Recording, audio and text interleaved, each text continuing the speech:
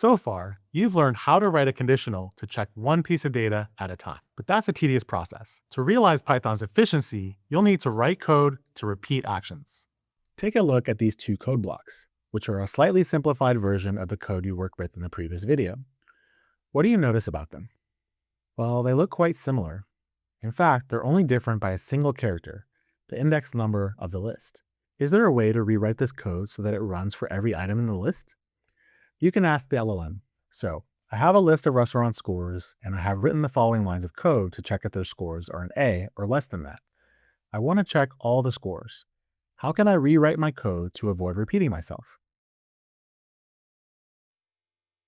And the LLM replies that you can create a loop to iterate over all the scores in your list. Okay, you have scores and A already defined, so you can skip that part, but you can copy the code for the loop, and why not just run it to see what happens? So this code printed 5 times, one for each item in the list.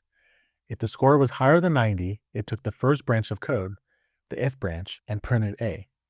If not, it took the else branch and printed less than A. Notice that for score and scores is the only new line of code.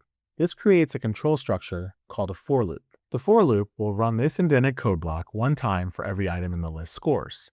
Each time it runs, it will run with a new value for the variable score, going through the list. So first, score will be 96, then 91, and so on. In fact, you can just write another loop and print score to see what's happening inside it. So you get each value in the list. Writing this loop up here is almost like having 5 identical copies of this code. In fact, here's the equivalent code without a loop.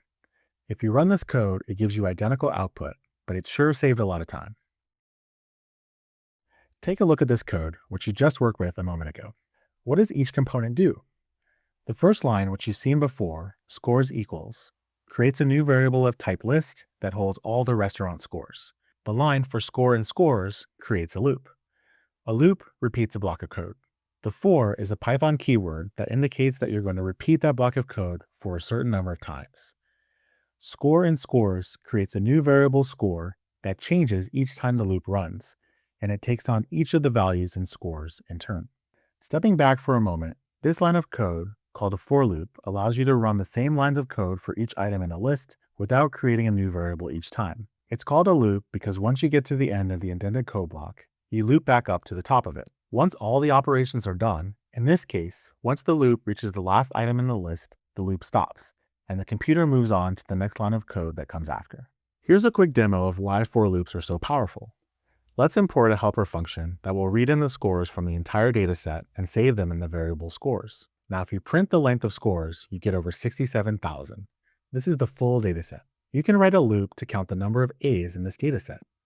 Start with the variable total with the value 0. You haven't started counting yet. Then, for score and scores, you're checking each score in turn. Then if the score is greater than or equal to A, you will add 1 to total. So total equals total plus 1. You have to add 1 to total and then overwrite the previous value of total. After the loop, so not indented, you can print the total.